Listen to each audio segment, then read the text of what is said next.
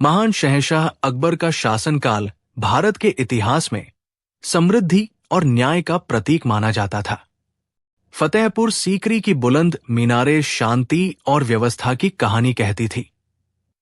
अकबर की बुद्धिमत्ता और बीरबल की चतुराई ने साम्राज्य को बाहरी और आंतरिक खतरों से सुरक्षित रखा था। लेकिन हर सुनहरे काल में एक काला धब्बा होता है। पिछले 6 महीनों से पूरे राज्य में एक अजीबोगरीब आतंक फैल गया था। ये आतंक किसी पड़ोसी राजा की सेना का नहीं, बल्कि 100 चोरों के एक रहस्यमय गिरोह का था। ये चोर न केवल संख्या में 100 थे, बल्कि उनकी कार्यशैली भी बेमिसाल थी। वे इतने कुशल थे कि बड़े से बड़े सरकारी खजाने को लूटने के बाद भी पहरेदारों को पता नहीं चलता था। इन चोरों की दस्तक सबसे पहले आगरा के शाही व्यापारिक मार्गों पर पड़ी। एक ही रात में माल से लदे 7 काफिले गायब हो गए और सुबह तक न कोई लाश मिली, न कोई निशान। चारों ओर बस यही फुसफुसाहट थी, 100 चोर आ गए हैं। शहंशाह अकबर चिंतित थे। उन्होंने फौरन दरबार बुलाया और बीरबल की तरफ देखा। यह सिर्फ चोरी का मामला नहीं था, यह शाही प्रतिष्ठा पर सीधा हमला था। अकबर का माथा ठनका हुआ था। उनकी आवाज में राजसी क्रोध और चिंता का मिश्रण था। उन्होंने दरबार में उपस्थित सभी अधिकारियों पर एक तीखी निगाह डाली, फिर सीधे बीरबल की ओर मुड़े। बीरबल, शहंशाह ने जोर देकर कहा, यह कैसी अराजकता है? खुलेआम शाही मार्गों पर लूट हो रही है और हमारे सबसे अनुभवी सिपाही भी हवा को पकड़ने में असमर्थ है। ये केवल धन की हानि नहीं, बल्कि ये हिंदुस्तान की सल्तनत पर सीधा तमाचा है। उन्होंने आगे कहा, मैं तुम्हें ये काम सौंपता हूं। ये 100 चोर चाहे कितने भी कुशल क्यों न हो, मेरे राज्य से बच नहीं सकते। इन्हें पकड़ो और न्याय के कटघरे में खड़ा करो। तुम्हें जितनी भी सहायता चाहिए मिलेगी। बीरबल ने अदब से सिर झुकाया। जहां पनाह, आपकी आज्ञा शिरोधार्य है। 100 चोरों को पकड़ना मुश्किल जरूर है, पर उनका पर्दाफाश करना नामुमकिन नहीं। मुझे इन चोरों की बेमिसाल कार्यशैली को समझने के लिए बस एक चीज की जरूरत होगी, एक खाली खजाना। दरबार के लोग चौंक उठे, लेकिन अकबर बीरबल के गूढ़ संकेत को समझ गए। अकबर ने एक लंबी सांस ली और सिर हिलाया। उन्होंने बीरबल की आंखों में देखा और उनकी रणनीति के पीछे के तर्क को भांप लिया। ठीक है बीरबल, खाली खजाना ही इन लालची चोरों के लिए सबसे बड़ा लालच बनेगा। यह काम एक दिन में होना चाहिए। कल तक शाही खजाना पूरी तरह से खाली कर दिया जाए। बीरबल ने धन्यवाद व्यक्त किया और तुरंत अपनी योजना पर काम शुरू कर दिया। सबसे पहले शाही खजाने से सारी मूल्यवान वस्तुएं निकालकर एक गुप्त और अति सुरक्षित तहखाने में पहुंचाई गई। यह काम इतनी गोपनीयता से किया गया कि दरबार के सबसे विश्वसनीय सेवक भी पूरी बात नहीं जान पाए। इसके बाद बीरबल ने महल के विश्वसनीय सूत्रों के माध्यम से यह अफवाह फैलाना शुरू किया कि शाही खजाना सुरक्षा में सेंध लगने के डर से पूरी तरह से रीता कर दिया गया है। इन 100 चोरों को फंसाने के लिए जाल बिछ चुका था। अब बस इंतजार था उनके अपनी अति आत्मविश्वास भरी चाल चलने का। खाली खजाने की खबर जल्द ही अंधेरे गलियारों तक पहुंचने वाली थी। ये अफवाह किसी विषैले सर्प की तरह फुसफुसाते हुए अंधेरे गलियारों और सराय के गुप्त कोनों तक जा पहुंची। सरदार शैतान सिंह, जो नगर के बाहरी छोर पर अपने 100 साथियों के साथ डेरा डाले हुए था, ने ये खबर देर रात सुनी। सरदार ने सूचना देने वाले जासूस पर विश्वास नहीं किया और एक भयंकर ठहाका लगाया। ये बीरबल की नई चाल है मित्रों। वे सोचते हैं कि खाली खजाने की झूठी बात सुनकर हम डर जाएंगे। अकबर का खजाना कभी रीता नहीं हो सकता। ये केवल हमें गुमराह करने की तुच्छ कोशिश है। अपने अति आत्मविश्वास में चूर होकर शैतान सिंह ने तुरंत कार्यवाही का आदेश दिया। आज रात हम उन्हें दिखाएंगे कि दिल्ली के सिंहासन को चुनौती देने का साहस कौन रखता है। तैयारी करो, शाही महल आज हमारा इंतजार कर रहा है। उसी पल 100 चोरों ने अपनी योजना को अंतिम रूप दिया और चुपचाप, बिना किसी आहट के, महल की दीवारों की ओर बढ़ना शुरू कर दिया। वे अपनी किस्मत और बीरबल के जाल दोनों से पूरी तरह अनजान थे। महल की भव्य दीवारें रात के सन्नाटे में खड़ी थी। पूर्णिमा का चंद्रमा बादलों के पीछे छिप चुका था, जिससे 100 चोरों को अपनी काली छाया में छिपने का पूरा मौका मिल गया। रस्सी और लोहे के हुक कुशलता से फेंके गए और पलक झपकते ही शैतान सिंह अपने सबसे भरोसेमंद साथियों के साथ पहली सुरक्षा दीवार के ऊपर था। आश्चर्यजनक रूप से बाहरी प्राचीर, बाहरी दीवार पर पहरेदार न के बराबर थे। ये असामान्य चुप्पी शैतान सिंह के मन में हल्की सी आशंका पैदा कर रही थी, जैसे किसी बड़े तूफान से पहले की शांति। लेकिन खजाने की अपार लालसा ने तुरंत उस संदेह को दबा दिया। आगे बढ़ो, हम सीधे दक्षिणी गुप्त द्वार से प्रवेश करेंगे, उसने फुसफुसाते हुए आदेश दिया। चोर फुर्ती से महल के भीतरी प्रांगण, आंगन की ओर बढ़े। उन्हें पता नहीं था कि हर कदम पर अदृश्य आंखें उनकी हर हरकत को देख रही थी और बीरबल का सावधानी से बुना गया जाल सिकुड़ रहा था। ये चुप्पी सुरक्षा की नहीं, बल्कि प्रतीक्षा की थी। शैतान सिंह और उसके 99 साथी फुर्ती से गुप्त द्वार तक पहुंचे। द्वार पर कोई पहरेदार नहीं था और प्रवेश करना आश्चर्यजनक रूप से सरल था, मानो महल ने खुद ही उनके लिए रास्ता खोल दिया हो। जैसे ही वे एक एक करके अंधेरी संकरी सुरंग में घुसे, शैतान सिंह के होठों पर एक गर्व भरी मुस्कान तैर गई। उसने सोचा, बीरबल की बुद्धिमानी की इतनी तारीफें सुनी थी, पर जाल तो एकदम साधारण निकला। लेकिन जब अंतिम चोर ने भी दहलीज पार की, तो अचानक पीछे से एक भयानक गड़गड़ाहट हुई। एक भारी लोहे का जालक, ग्रिल, तेजी से नीचे गिरा, जिससे उनका बाहर निकलने का रास्ता हमेशा के लिए बंद हो गया। उसी पल सुरंग की दीवारों में छिपी हुई मशालें जल उठीं और पूरा गलियारा दूधिया रोशनी से भर गया। चोरों ने पाया कि वे एक विशाल खाली कमरे में नहीं, बल्कि एक सुनियोजित घेराबंदी के भीतर कैद हो चुके थे। तभी ऊपरी हिस्से से एक शांत, गंभीर आवाज गूंजी, जिसने शैतान सिंह की रीढ़ में सिहरन पैदा कर दी। स्वागत है, सरदार शैतान सिंह। हमने आपके 100 साथियों के आगमन के लिए विशेष प्रबंध किए थे। ये चुप्पी सुरक्षा की नहीं, बल्कि प्रतीक्षा की थी। ये बीरबल थे। उनके साथ 50 चुनिंदा शाही सैनिक हथियारों से लैस खड़े थे। शैतान सिंह का चेहरा क्रोध और निराशा से तमतमा उठा। उसने समझा कि ये जाल अकबर के उस खजाने से भी अधिक मूल्यवान था, जिसकी चोरी वे करने आए थे। समय गवाए बिना उसने अपनी लंबी तलवार म्यान से निकाली और गरज कर अपने साथियों को आदेश दिया, 100 शैतान हो तुम, पीछे हटना मना है। दरवाजे की तरफ वार करो, किसी भी कीमत पर। 100 चोर अपनी जान बचाने की हताशा में एक साथ शाही सैनिकों पर टूट पड़े। धातु के टकराने की भीषण आवाज से पूरा गलियारा गूंज उठा, परंतु बीरबल का नियंत्रण अचूक था। उन्होंने कोई उतावलापन नहीं दिखाया।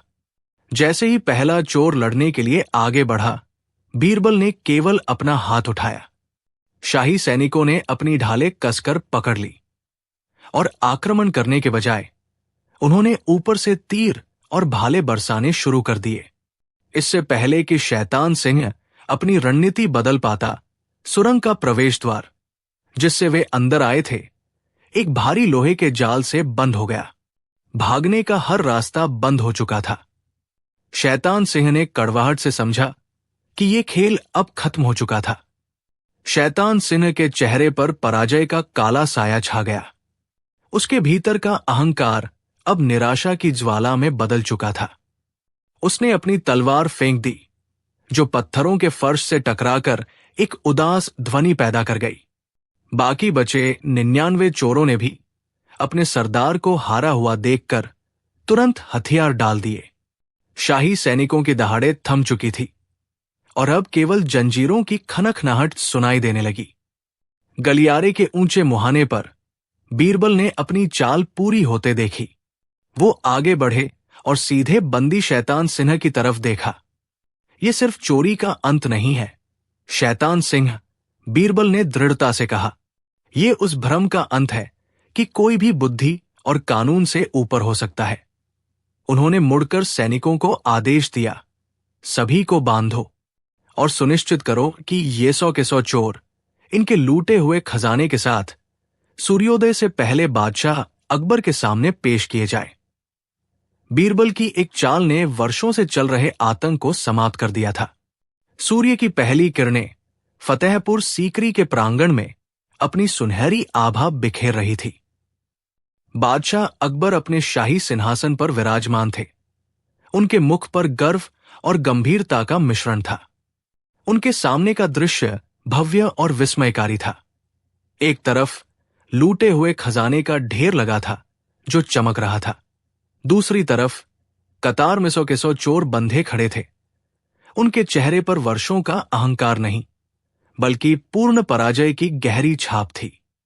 शैतान सिंह, जिसकी आंखें कल तक आग उगलती थी, अब मिट्टी की ओर झुकी थी।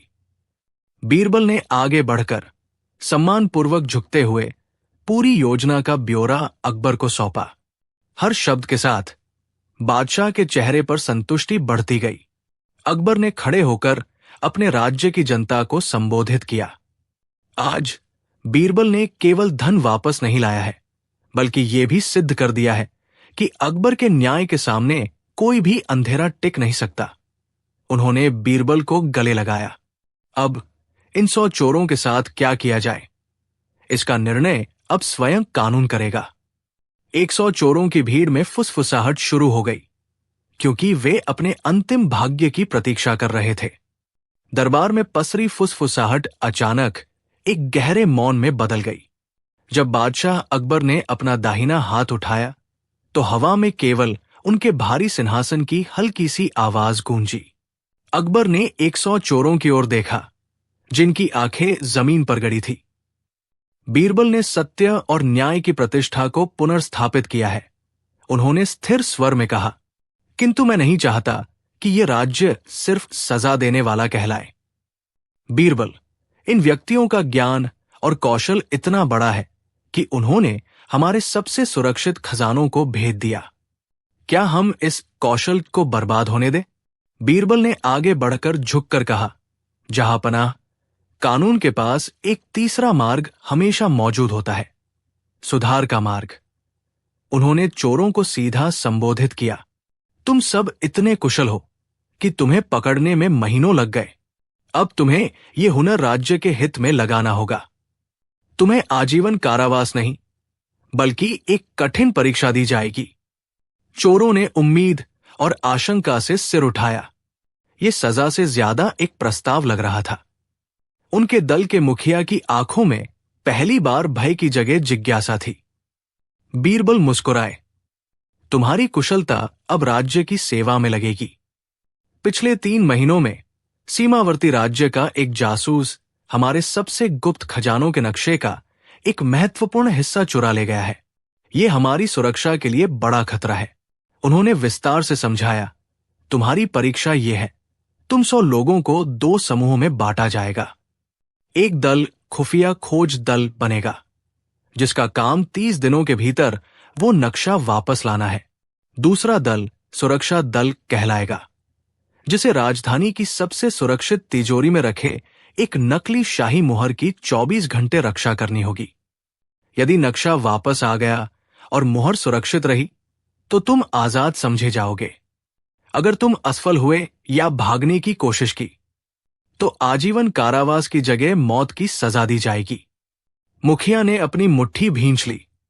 यह दाव बहुत बड़ा था। उसने बीरबल की आंखों में देखा, और यदि हम दोनों कामों में सफल रहे, तो जहांपनाह, अकबर का चेहरा एक पल के लिए भी नहीं बदला। उन्होंने अपने राजसी आसन पर थोड़ा झुकते हुए धीरे से कहा, तब चोरों के सरदार, तुम्हें और तुम्हारे 100 साथियों को न केवल आजादी मिलेगी, बल्कि तुम सब शाही सुरक्षा बल के अंग बनोगे, एक विशेष छाया दल के रूप में। तुम्हें इतनी धन दौलत दी जाएगी कि तुम चाहकर भी कभी चोरी नहीं कर पाओगे। मुखिया की आंखों में ये सुनते ही एक नई तीव्र चमक आ गई। ये सिर्फ जीवनदान नहीं, ये सम्मान था जिसकी कल्पना उसने कभी नहीं की थी। उसने तुरंत सिर झुकाया। हमें ये शर्त मंजूर है, जहांपनाह। हमें अपनी टीम चुनने की अनुमति दी जाए। नक्शा खोजने वाले दल के लिए हमें सबसे फुर्तीले और छिपकर वार करने वाले चोर चाहिए, और मुहर की रक्षा के लिए सबसे वफादार और शक्तिशाली। बीरबल ने सहमति में सिर हिलाया। तुम्हारे पास अपनी योजना तैयार करने के लिए 24 घंटे हैं। सुबह होते ही 30 दिनों की घड़ी शुरू हो जाएगी। और याद रखना, असफलता का मतलब है मौत। सरदार धुंध, जैसा कि वह अपने गिरोह में जाना जाता था, बिना किसी रुकावट के शाही किले से बाहर निकला। उस पर अब जिम्मेदारी का भारी बोझ था, लेकिन साथ ही आजादी की एक बारीक उम्मीद भी थी। वो काली रात की आड़ में वापस अपने गुप्त ठिकाने, जिसे वे छायामहल कहते थे, पहुंचा। वहां बचे हुए लगभग 80 चोर पहले से ही उत्सुकता और भय के मिश्रण में इंतजार कर रहे थे। धुंध ने ऊंचे चबूतरे पर खड़े होकर चुप्पी तोड़ी। उसकी आवाज में दरबार का नया आत्मविश्वास गूंज रहा था। सुनो, जहांपनाह ने हमें मृत्युदंड नहीं दिया, बल्कि एक मौका दिया है। ये मौत से बड़ी आजादी का सौदा है। 30 दिनों का काम। उसने तुरंत टीम विभाजन शुरू कर दिया। नक्शा खोजने वाले दल के लिए 30 सबसे फुर्तीले साये आगे आओ, जिन्हें हवा भी न सुन पाए। बाकी 50, जो वफादारी और बल में चट्टान की तरह हैं, शाही मुहर की रक्षा के लिए तैयार हैं। अड्डे में तुरंत हलचल मच गई। लोहे के हथियार तेज किए जाने लगे और पुराने नक्शे खंगाले जाने लगे। 24 घंटों की घड़ी तेजी से टिक टिक कर रही थी। धुंध को पता था कि यह सिर्फ उनकी आजादी की नहीं, बल्कि उनके पूरे जीवन की सबसे कठिन चोरी होने वाली थी। धुंध ने 30 सायों को अंतिम निर्देश दिए। तुम्हारे पास 20 घंटे हैं। अगर नक्शा नहीं मिला तो हम 30 दिन भी जीवित नहीं रह पाएंगे। निर्देश मिलते ही काग्स और पवन के नेतृत्व में वे 30 फुर्तीले चोर सुरंगों और परछाइयों का सहारा लेते हुए आगरा शहर की ओर निकल पड़े। उनका लक्ष्य था शाही खजाने के मार्ग का सबसे पुराना और सटीक नक्शा ढूंढ निकालना, जो किसी पुरानी हवेली या शाही पुस्तकालय के गुप्त तहखाने में छिपा हो सकता था। पीछे चट्टान जैसे 50 वफादारों ने अड्डे के सुरक्षा घेरे को मजबूत करना शुरू कर दिया।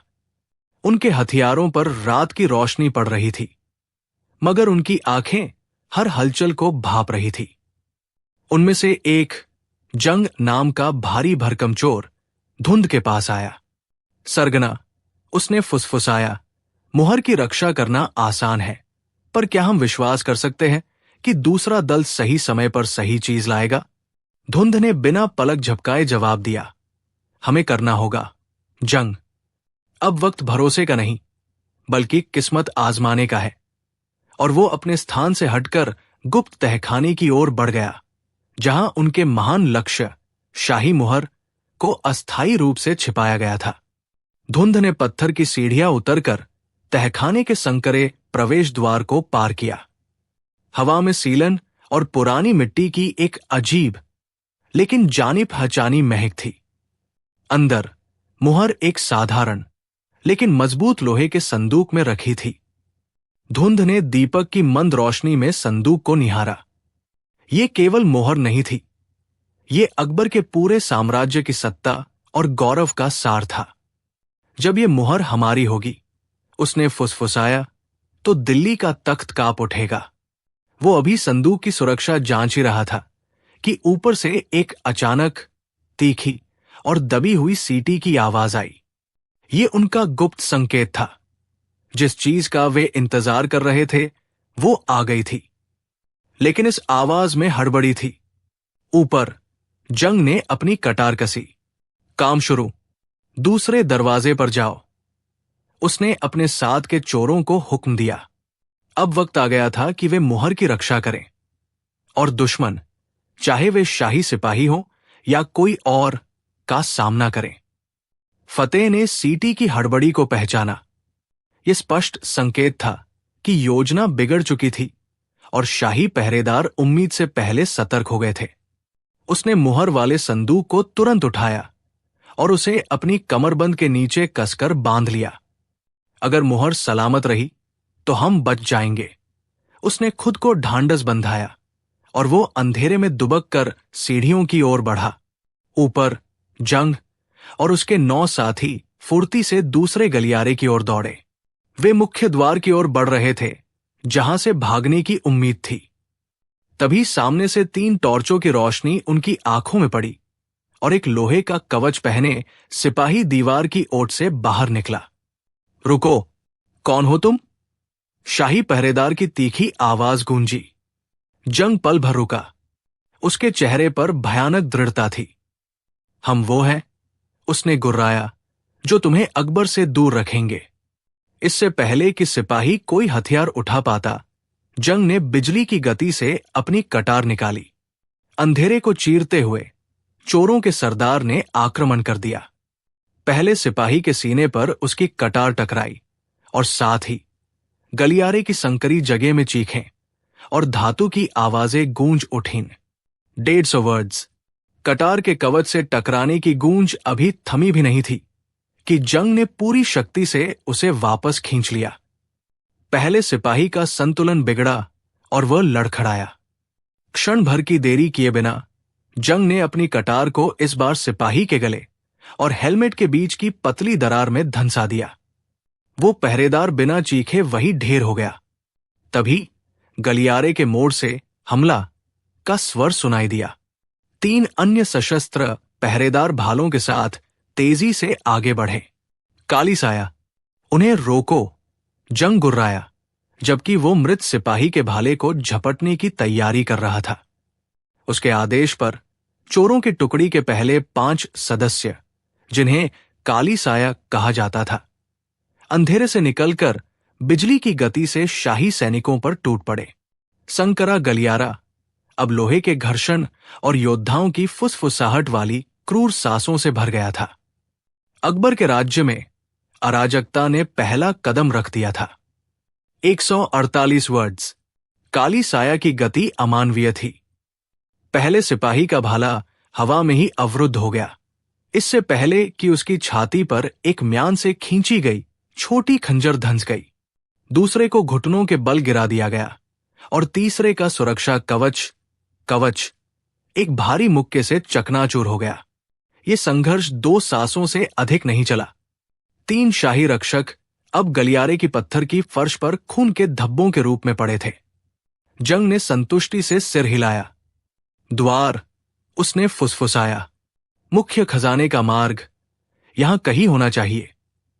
उसने अपने पीछे खड़े बाकी के 25 चोरों को इशारा किया। वे अब गलियारे की दीवारों को टटोलने लगे, गुप्त लीवर और छिपे हुए ताले की तलाश में। उनके दल का सबसे बुजुर्ग सदस्य, जो नक्शों का विशेषज्ञ था, आगे बढ़ा। उसने फर्श की एक विशेष टाइल पर दबाव डाला।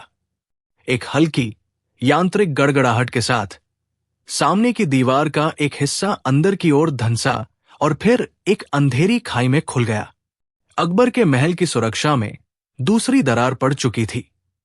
139 वर्ड्स। सरदार ने गहरी काली खाई को देखा। हवा में सीलन और मिट्टी की गंध थी। यह स्पष्ट था कि यह मार्ग बरसों से बंद था। होशियार, वो फुसफुसाया, बुजुर्ग, तुम और 2 साथी सबसे पहले नीचे उतरकर मार्ग को सुरक्षित करो। किसी भी जाल या पहरेदार का संकेत मिलते ही तुरंत वापस आना। नक्शा विशेषज्ञ ने तुरंत कमर से एक पतली, मजबूत रेशम की रस्सी निकाली और उसे दीवार पर लगे एक मजबूत हुक से बांधा। एक-एक करके तीनों चोरों ने सावधानी से उस संकीर्ण दरार में प्रवेश किया। नीचे की ओर उनकी मशाल की धीमी रोशनी लड़खड़ा रही थी, जिससे गलियारे की प्राचीन नक्काशीदार दीवारों पर अजीबोगरीब परछाइयां बन रही थी। कुछ ही क्षणों में नीचे से एक हल्की खड़खड़ाहट आई और विशेषज्ञ ने ऊपर की ओर संकेत दिया। रास्ता साफ था। खजाना अब बस कुछ ही कदमों की दूरी पर था। शमशेर ने तेजी से सिर हिलाया। उसने और अपने 4 सबसे मजबूत साथियों ने बिना कोई समय गवाए रेशम की रस्सी पकड़ी और एक एक करके संकीर्ण मार्ग से नीचे फिसल गए। नीचे पहुंचते ही नक्शा विशेषज्ञ ने उन्हें इशारे से पूर्ण मौन बनाए रखने को कहा। गलियारा अचानक मुड़ा और एक विशाल गुंबददार कक्ष में खुल गया। ये वो तिजोरी थी जिसके लिए वे अपनी जान जोखिम में डाल रहे थे।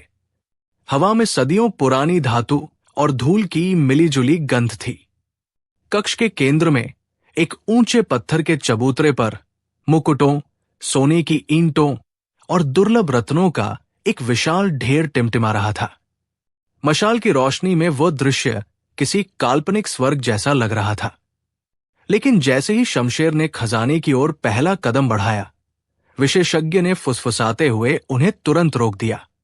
फर्श पर बारीक रेत की एक हल्की परत बिछी हुई थी जो किसी भी अनाड़ी कदम की चेतावनी देती थी, और दीवारों के ऊपरी हिस्से में उन्हें तांबे के महीन लगभग अदृश्य तार दिखाई दिए जो कक्ष के चारों ओर जाल की तरह फैले हुए थे। ये सुरक्षा कवच जिसे तोड़ने का मतलब था सीधे मौत को दावत देना। शमशेर की आंखों में क्षण भर के लिए निराशा का भाव आया, लेकिन फिर वो दृढ़ता में बदल गया। उसने पीछे मुड़कर अपने विशेषज्ञ फतेह को देखा, जिसके चेहरे पर हर खतरे को भांपने का आत्मविश्वास था। ये बादशाह का सबसे पुराना रक्षातंत्र है, सरदार, फतेह ने दबे स्वर में समझाया।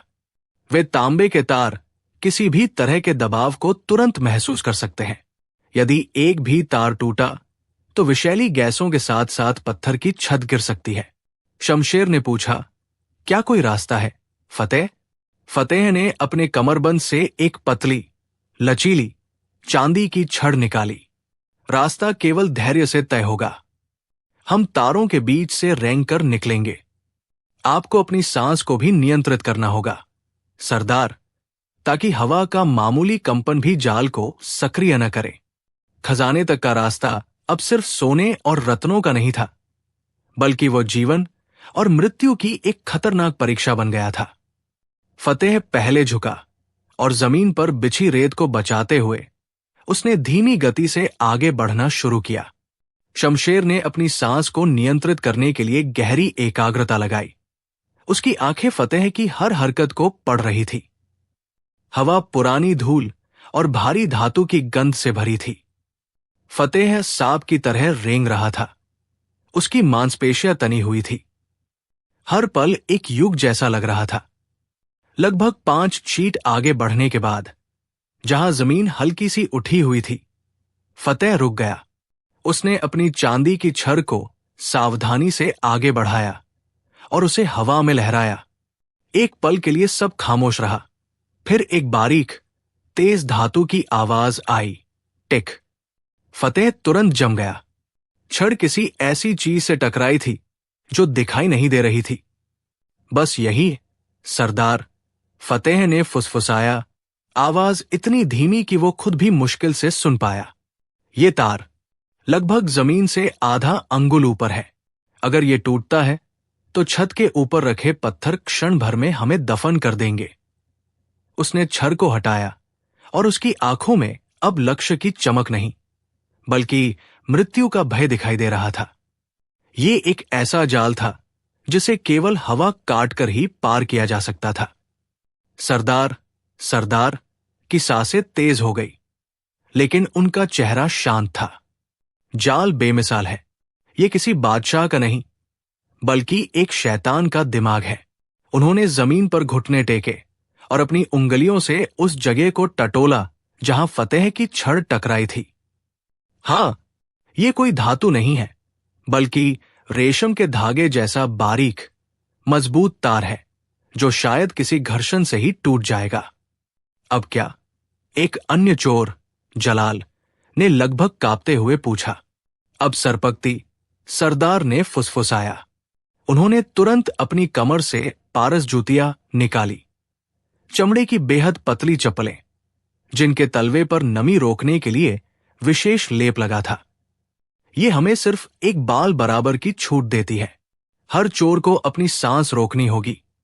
अपने पेट की मांसपेशियों के दम पर शरीर को उठाना होगा। हवा को काटो जमीन को नहीं छूना है।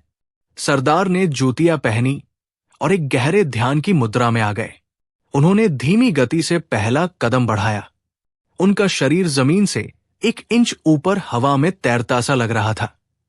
ये चाल नहीं, मौत के मुंह में एक नृत्य था। बाकी 99 चोरों ने अपने सरदार के इशारे को समझा। सांस रोकने का दर्द उनके फेफड़ों को चीर रहा था, लेकिन उन्हें पता था कि विफलता का मतलब मृत्यु है।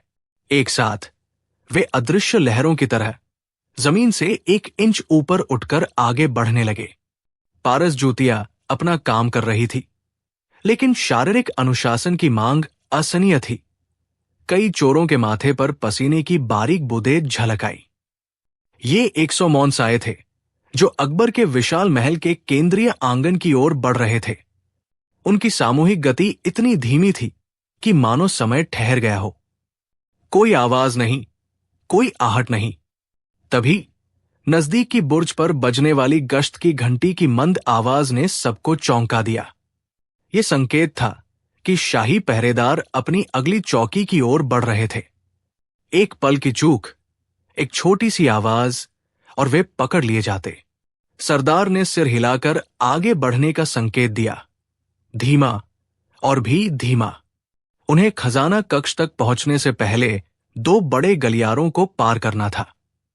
पहला गलियारा, जिसे स्थानीय रूप से नूरी मार्ग कहा जाता था, सीधे चांदनी से नहाया हुआ था। वहां छिपने की कोई जगह नहीं थी और सफेद संगमरमर की चिकनी सतह पर उनकी परछाइयां किसी विशालकाय आकृति की तरह दीवारों पर नाच रही थी। सरदार, जिसका नाम काला सिंह था, ने अपने समूह को 3 पतली कतारों में विभाजित किया। उन्होंने हाथ से हवा को धीमे से चीरते हुए संकेत दिया। हर चोर अपने पैर का भार इस तरह नियंत्रित कर रहा था कि संगमरमर पर रखी धूल का एक कण भी हिल न पाए। 100 लोगों का ये समूह एक अदृश्य बहते हुए पानी की धार जैसा लग रहा था। तभी गलियारे के अंत वाले मोड़ से शाही मशालों की पीली रोशनी झांकने लगी। साथ ही सिपाहियों के बूटों की धीमी लयबद्ध खिसावट अब साफ सुनाई देने लगी थी। पहरेदार बहुत नजदीक थे। काला सिंह जानता था कि अब गति बढ़ाना आत्मघाती होगा। उसने अपनी कतारों को तुरंत जमीन पर लेट जाने का आदेश दिया, लेकिन लेटते समय भी कोई आहट नहीं हुई। वे अब प्रकाश के ठीक नीचे, लगभग नजरों के सामने थे। इंतजार कर रहे थे कि पहरेदार उनके ऊपर से गुजर जाए। ये दाव बहुत बड़ा था। मशालों की पीली रोशनी अब काला सिंह के चेहरे पर सीधी पड़ रही थी और वो सिपाही के चमड़े के बूटों की गंध को महसूस कर सकता था। सिपाही इतने नजदीक थे कि उनकी कमर पर लटकी तलवारों की हल्की खनखनाहट साफ सुनाई दे रही थी। पहला पहरेदार लगभग काला सिंह की पीठ को छूते हुए गुजरा, फिर दूसरा, तीसरा। ये मौत और जीवन के बीच की दूरी थी, जो केवल कुछ इंचों में सिमटी हुई थी। चोरों ने अपनी सांसें इस प्रकार रोकी थी जैसे वे मिट्टी के निर्जीव पुतले हों। हवा में केवल सिपाहियों के बूटों की चरमराहट थी। 10 सिपाहियों का दल उनके 2 हवलदारों सहित बिना किसी रुकावट या संदेह के उनके ऊपर से गुजर गया। जैसे ही अंतिम मशाल की पीली किरण अगले कोने पर मुड़ी और गलियारा वापस सघन अंधेरे में डूब गया, काला सिंह ने बहुत धीमी गति से अपनी उंगलियां 2 बार थपथपाई। ये उठने का संकेत था। बिना किसी आहट के 100 शरीर फिर से खड़े हो गए। उनकी आंखें अब महल के उस आंतरिक द्वार पर टिकी थी जिसके पीछे शाही खजाना छिपा था। अब उन्हें सिर्फ एक और गलियारा पार करना था। काला सिंह सबसे आगे था। उसके पीछे परछाइयों की तरह 99 अन्य चोर दबे पाव चले। अंतिम गलियारा पहले वाले से छोटा पर अधिक सतर्क करने वाला था। इसकी चिकनी संगमरमर की सतह कदम की हल्की सी भी आहट को गूंज में बदल सकती थी। जैसे ही वे खजाने के आंतरिक द्वार के करीब पहुंचे, काला सिंह ने हाथ उठाकर सबको रुकने का संकेत दिया। दरवाजे से ठीक पहले फर्श पर बिछाया गया जाल स्पष्ट दिखाई दिया। महीन, लगभग अदृश्य चांदी के तार मकड़ी के जाले की तरह पत्थरों के बीच बुने हुए थे।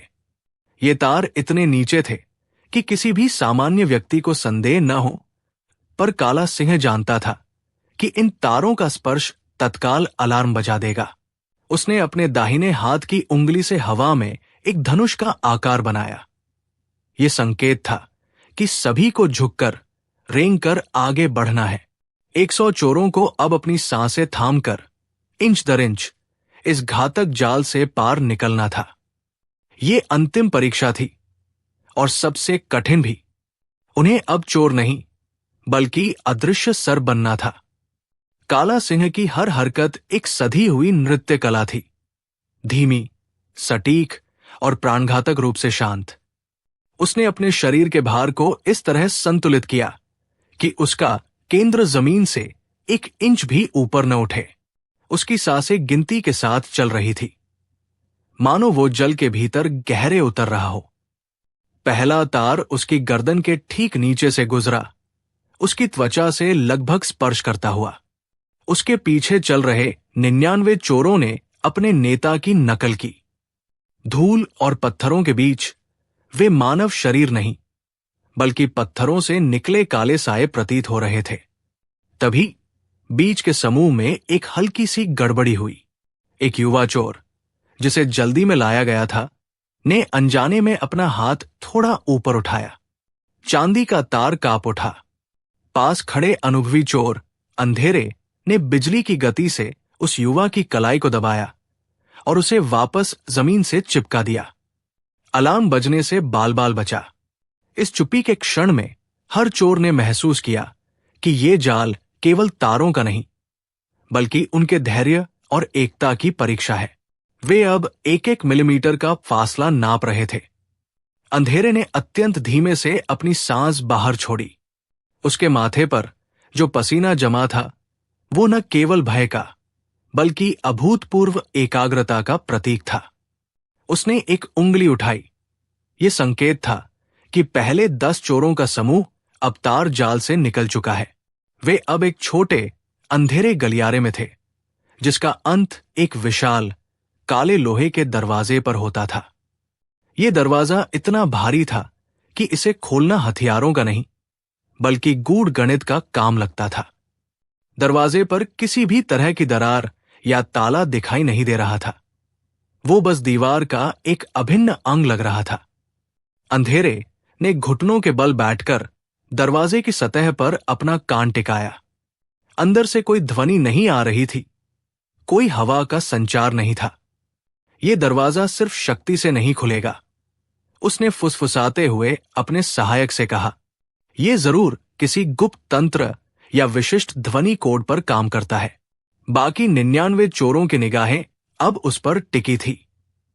उन्हें पता था कि वे अब उस बिंदु पर पहुंच गए हैं जहां उनकी चोरी जादुई भ्रम से कहीं अधिक मुगल सल्तनत की सबसे बड़ी पहेली को सुलझाने में बदल चुकी थी।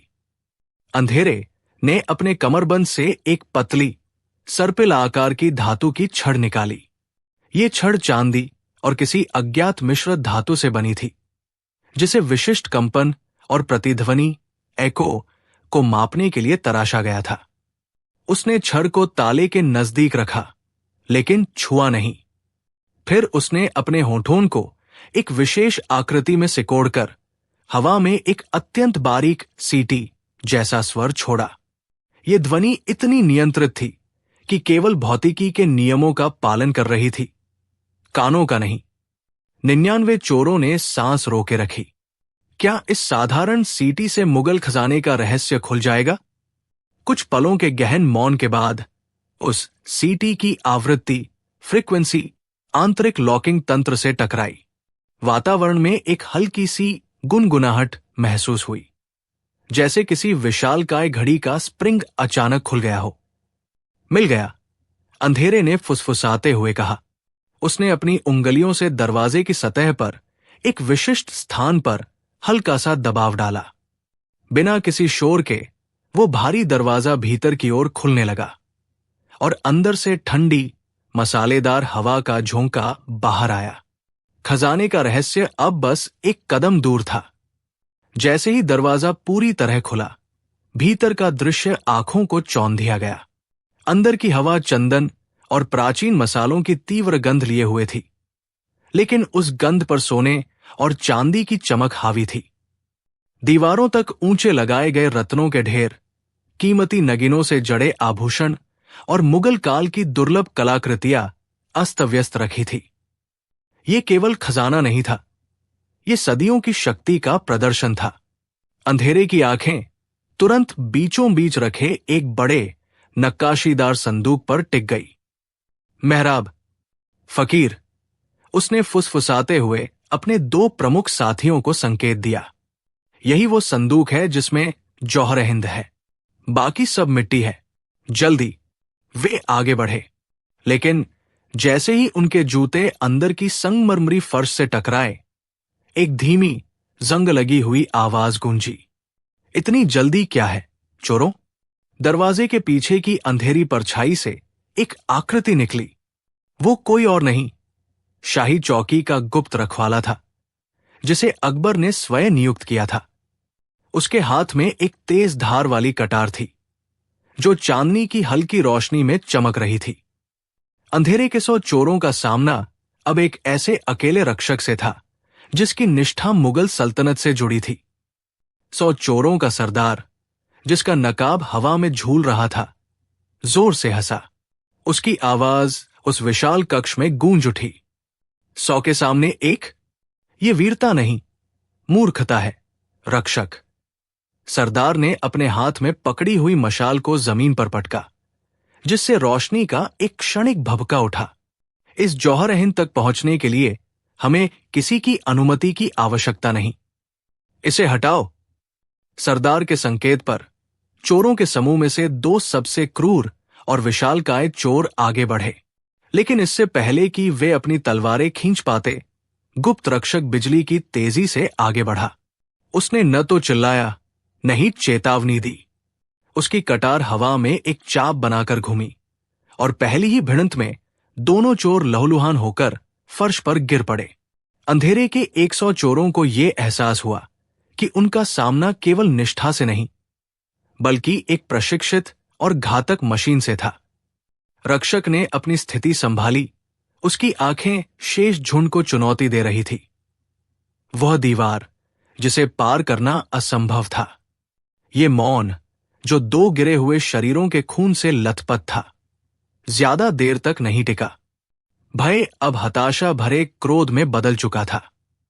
शेष 98 चोरों ने एक साथ अपनी तलवारें खींच ली, और धातु के घर्षण की भयानक आवाज ने हवा को भर दिया।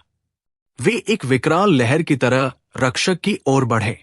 रक्षक, जिसका नाम शायद ही किसी ने सुना था, ने एक गहरी सांस ली। वो जानता था कि इस भिड़ंत में केवल गति नहीं, बल्कि चतुराई काम आएगी। उसने अपने दाहिने पैर को घुमाया और बिजली की गति से 3 और चोरों पर वार किया जो सबसे करीब थे। फिर उसने अचानक पीछे हटना शुरू किया, खुद को संकीर्ण गलियारे में धकेल दिया। ये पीछे हटना नहीं था, ये एक रणनीति थी। उसने चोरों को एक दूसरे के रास्ते में आने के लिए मजबूर किया। अब 100 की ताकत 20 की ताकत में सिमट गई थी, जबकि वो अकेला योद्धा उनसे जूझ रहा था। उसका लक्ष्य स्पष्ट था, जब तक सुबह न हो जाए उन्हें शाही खजाने तक नहीं पहुंचने देना। गलियारा अब एक संकरा वधस्थल बन चुका था। चोरों के सरदार ने, जो पीछे खड़ा था, क्रोध में चिल्लाकर अपने आदमियों को एक साथ टूट पड़ने का आदेश दिया। वो योद्धा, जिसका नाम राणा था, जानता था कि लंबी तलवार अब बोझ है। उसने उसे फेंक दिया और अपनी कमर से 2 धार वाली छोटी कटारें, डागर, निकाल ली। अब वो एक भयंकर भंवर जैसा था, अत्यधिक फुर्तीला और घातक। वो वार करता, बचाव करता और फिर पलक झपकते ही अगले चोर की ओर मुड़ जाता। जगह की कमी के कारण कई चोर आपस में टकरा रहे थे, जिससे उनकी ताकत उनके ही खिलाफ काम कर रही थी। राणा की सांसें तेज थी, लेकिन उसका ध्यान अटल था। खून और पसीना उसके चेहरे पर मिल चुका था। उसने एक चोर को ढाल बनाकर इस्तेमाल किया जब पीछे से एक लोहे की रॉड आई। वो हर पल मौत को चुनौती दे रहा था, क्योंकि उसका एकमात्र लक्ष्य था सूर्योदय। उसे बस अगली कुछ घड़ी तक उन्हें रोके रखना था। आगरा के गलियारों में इन दिनों केवल एक ही विषय की चर्चा थी, व्यंग्य चोर की। ये चोर अजीबोगरीब था। वो महज धन या गहने नहीं चुराता था, बल्कि उन चीजों को निशाना बनाता था जो किसी अधिकारी या अमीर की झूठी शान दर्शाती थी। और हर चोरी के बाद वो एक न एक व्यंग्य भरी टिप्पणी अवश्य छोड़ जाता, जो सीधे राज्य व्यवस्था की खामियों पर प्रहार करती थी। पिछली रात तो हद हो गई। चोर ने शाही अस्तबल के बजाय मुख्य सेनापति की नई तलवार चुरा ली, जो केवल प्रदर्शन के लिए थी, और उसकी जगह एक पुरानी जंग लगी छड़ी रख दी। साथ में एक पर्ची मिली, तलवार की धार से बेहतर है प्रशासन की ईमानदारी की धार। दिखावे की जगह असल जंग लड़ो। ये पढ़ते ही बादशाह जलालुद्दीन मोहम्मद अकबर क्रोध और लज्जा से भर उठे। उन्होंने तुरंत अपने सबसे भरोसेमंद सलाहकार बीरबल को तलब किया। बीरबल, अकबर दहाड़े, ये चोर हमें चुनौती दे रहा है। अब चोरी के साथ साथ ये हमें उपदेश भी देगा। अगर इसे तुरंत नहीं पकड़ा गया तो हमारी सत्ता का सम्मान मिट्टी में मिल जाएगा। बीरबल ने आराम से वो पर्ची उठाई, थोड़ी देर सोचा और फिर मंद मंद मुस्कुराते हुए कहा, जहांपनाह, ये चोर बड़ा ज्ञानी और रचनात्मक है, पर चिंता न करें। व्यंग्य का उत्तर हमेशा उससे भी बड़े व्यंग्य से दिया जाता है। जहांपनाह, बीरबल ने अपनी मुस्कान गहरी करते हुए कहा, चोर ने व्यंग्य किया, अब हम उसका इस्तेमाल करेंगे। ये चोर धन का भूखा नहीं, बल्कि अपनी बुद्धिमत्ता की पहचान चाहता है। बीरबल ने सुझाव दिया, कल ही ये घोषणा पूरे राज्य में करवा दीजिए। जिस व्यंग्यकार ने पिछली रात बादशाह अकबर को अपनी कला से चकित किया है, यदि वो स्वयं को बीरबल से भी श्रेष्ठ सिद्ध कर दे, तो बादशाह उसे कड़ी सजा देने के बजाय उसे दरबार में एक विशेष सम्मान और एक थैली भर सोने के सिक्के भेंट करेंगे। अकबर असमंजस में थे। पुरस्कार एक चोर को? हां, जहांपनाह, यह सम्मान उसकी कला के लिए होगा, चोरी के लिए नहीं। कोई भी सच्चा कलाकार अपने कौशल की सार्वजनिक मान्यता के प्रलोभन को ठुकरा नहीं सकता। ये घोषणा उसकी चोर बुद्धि को नहीं, बल्कि उसकी व्यंग्य बुद्धि को चुनौती देगी। वो निश्चित रूप से इस खेल में भाग लेने आएगा। अकबर को ये योजना पसंद आई। उन्होंने तुरंत घोषणा की तैयारी का आदेश दिया। शहर में बात फैल गई कि बादशाह अब चोरों से नहीं, बल्कि बुद्धिजीवियों से मुकाबला कर रहे हैं। अगले ही दिन कोतवाल के सिपाहियों ने ढोल पीटते हुए शाही घोषणा की। यह कोई साधारण तलाशी वारंट नहीं था, बल्कि एक काव्यमय आमंत्रण था। घोषणा में कहा गया कि जो कलाकार, चोर, सम्राट को बिना हानि पहुंचाए, अपनी बुद्धि से उन्हें सर्वाधिक मनोरंजक तरीके से मात देगा, उसे व्यंग्य शिरोमणि का खिताब और 1000 स्वर्ण मोहरें दी जाएंगी।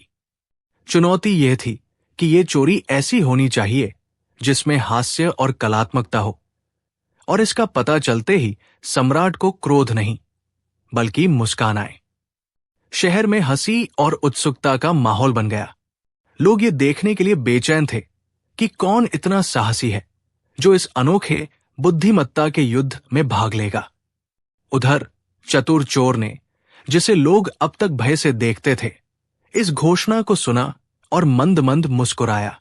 उसने बीरबल की चाल को समझा। यह सिर्फ धन का प्रलोभन नहीं था, बल्कि कला का सम्मान था। अगले ही सुबह अकबर के पलंग के पास एक चमकीला संदूक मिला। संदूक के अंदर 1000 मोहरें नहीं थी, बल्कि एक लिफाफा था, जिस पर लिखा था, कलाकार मंच पर आ रहा है, तालियों की तैयारी रखें, आपका प्रशंसक। अकबर ने वो लिफाफा बीरबल की ओर फेंका और जोर का ठहाका लगाया। ये चोर कम, नटखट शायर ज्यादा लगता है। इसने तो खुलेआम हमारी हुकूमत को ही अपना रंगमंच बना लिया है। बीरबल ने शालीनता से सिर झुकाया। जहांपनाह, कलाकार मंच पर आ रहा है तो हमें उसके लिए भव्य स्वागत की तैयारी करनी चाहिए। ये सिर्फ चोरी नहीं, ये चुनौती है, बुद्धि की कसौटी।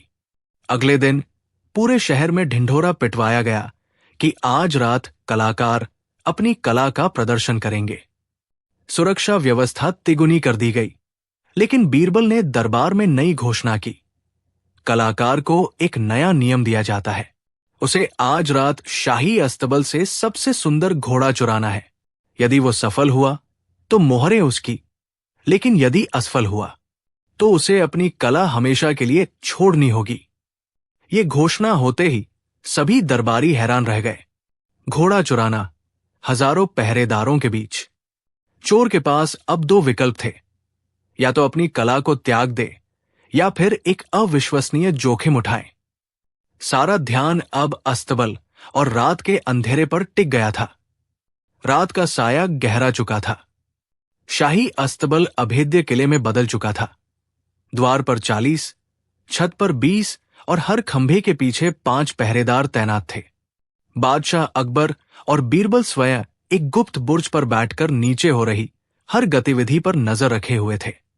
अकबर फुसफुसाए, बीरबल, इतनी चौकसी के बाद वो परिंदा भी पर नहीं मार सकता। बीरबल ने मुस्कुराते हुए उत्तर दिया, जहांपनाह, कला का प्रदर्शन बल से नहीं, बुद्धि से होता है। जैसे ही रात ने अपना तीसरा पहर छुआ, एक अजीब सी शांति पसर गई। चोर, जो अपनी चतुराई के लिए जाना जाता था, ने सीधे बल का प्रयोग करने के बजाय सुरक्षा कर्मियों का ध्यान भटकाने के लिए एक अति सूक्ष्म योजना बनाई। सबसे पहले हवा में एक मीठी, नशीली सुगंध फैली।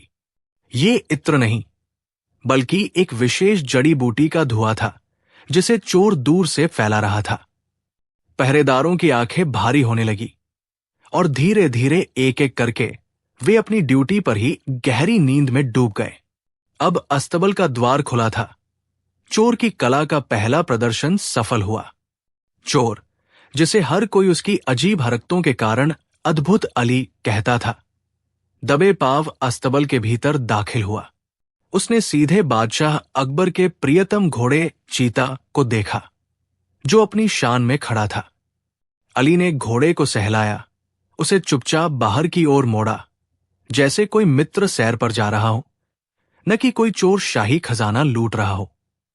मगर अद्भुत अली सिर्फ घोड़ा चुराकर संतुष्ट नहीं हुआ, वो चोरी को कला मानता था।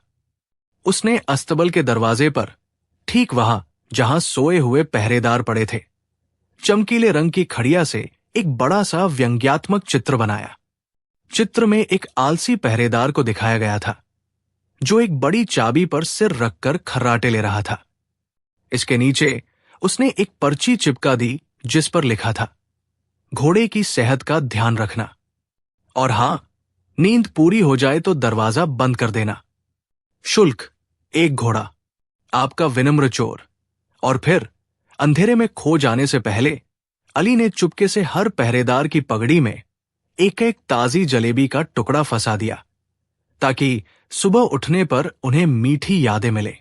अगली सुबह जब सूरज की पहली किरणें अस्तबल पर पड़ी, तो पहरेदारों का पहला अनुभव सिर में चिपकी हुई जलेबी की मिठास और चिपचिपाहट थी। उन्होंने हड़बड़ी में अपनी पगड़ी उतारी, और जैसे ही उनकी नजर व्यंग्यात्मक चित्र और अपमानजनक पर्ची पर पड़ी, शर्म और गुस्सा उबल पड़ा। मुख्य द्वारपाल, जिसका नाम गोकुल था, दौड़कर सीधे बादशाह अकबर के पास पहुंचा। उसने हाफते हुए चोरी और जलेबी वाली पूरी कहानी सुनाई। अकबर का माथा ठनका। घोड़ा चोरी होना इतना बड़ा अपमान नहीं था जितना ये सरेआम मजाक। उन्होंने क्रोध में दहाड़ लगाई, ये कैसी सुरक्षा है? चोर हमें चुनौती देकर गया है। उसने मेरे सैनिकों को सुस्त और मूर्ख साबित किया है। पूरा दरबार थर्रा उठा। जब कोई समाधान नहीं सुझाया गया तो बादशाह की निगाहें बीरबल पर टिकी। अकबर ने आदेश दिया, बीरबल, तुम हमेशा मुश्किलों का हल निकालते हो। मैं चाहता हूं कि ये अली, जो चोर कम और मस्खरा ज्यादा है, अगले 3 दिनों के भीतर मेरे सामने हाजिर हो। और हां, बिना जलेबी की चिपचिपाहट वाले सबूत के। बीरबल ने चुनौती को शांत भाव से स्वीकार किया। वे जानते थे कि अली साधारण चोर नहीं, बल्कि प्रसिद्धि का भूखा मसखरा है, जिसे अपने करतबों पर वाहवाही चाहिए। उन्होंने सिर झुकाकर आत्मविश्वास से कहा, जहांपनाह, 3 दिन बहुत अधिक है।